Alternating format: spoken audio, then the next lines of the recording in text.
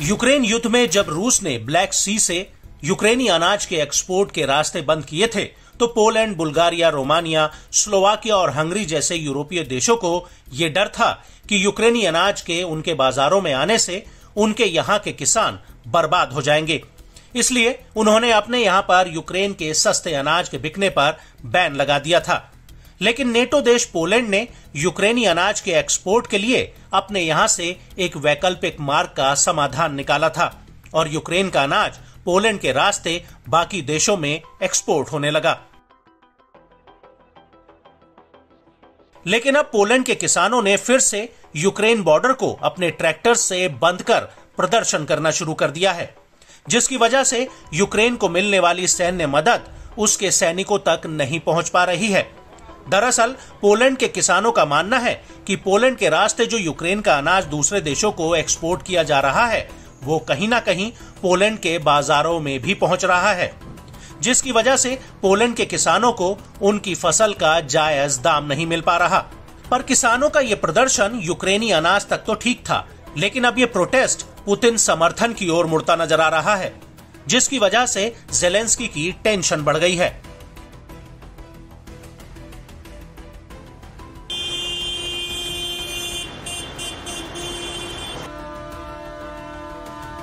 दरअसल प्रदर्शन के दौरान एक ट्रैक्टर पर पुतिन समर्थित बैनर लगा दिखाई दिया, जिसमें रूसी राष्ट्रपति व्लादिमीर पुतिन से यूक्रेन और ब्रुसेल्स को सुलझाने का आग्रह किया गया था। आपको यहाँ ये भी बता दें कि प्रदर्शनकारी किसानों ने यूक्रेन के विरोध और पुतिन के समर्थन में नारेबाजी भी की, जिससे बौखलाकर यूक्रेन के राष्ट्रपति ने एक बयान जारी किया, जिसमें उन्होंने कहा कि वास्तव में स्थिति अनाज की नहीं बल्कि राजनीति की है। Кожен зрозуміє, що Україна не може змиритися з тим, що відбувається на кордоні між нашими державами. І тим більше із тим, що там почали з'являтись відверті пропутінські гасла. Це неправильно і антисолідарно. І, зокрема, у вчорашньому випадку з нашим зерном, яке висипали із вагону, це було ще й просто неправдиво. Бо ані граму з того збіжжя не везли у Польщу на продаж. Дощ Москви на наших землях, дощ непорозумінь. Не можemy się wzajemnie upokarzać. Nie możemy upokarzać ani ukraińskich, ani polskich rolników.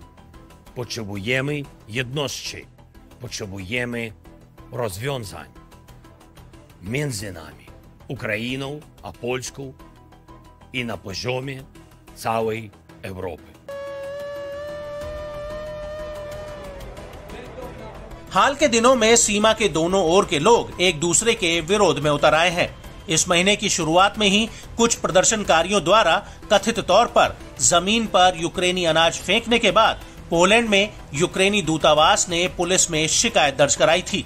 दूतावास के अधिकारियों ने इसे शर्मनाक अपराध कहा था, जबकि पश्चिमी यूक्रेनी शहर लवीव के मेयर एंड्री सदोवाय ने प्रदर्शनकारियों को रूस समर्थक उकसाने वाला करार दिया था।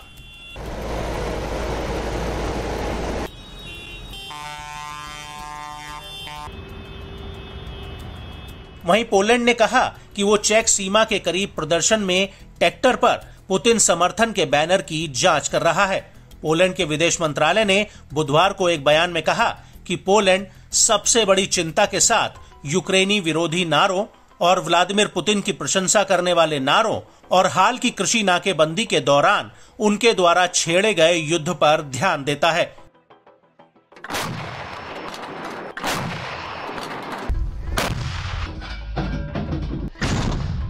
दरअसल यूक्रेन को युद्ध में समर्थन करने के लिए ब्रुसेल्स द्वारा यूक्रेनी उत्पादों के लिए टैरिफ और कोटा हटाए जाने के बाद 2022 में यूरोपीय संघ का कृषि बाजार बुरी तरह से चरमरा गया था। इस फैसले के कारण पूर्वी यूरोप में बड़े पैमाने पर विरोध प्रदर्शन हुआ।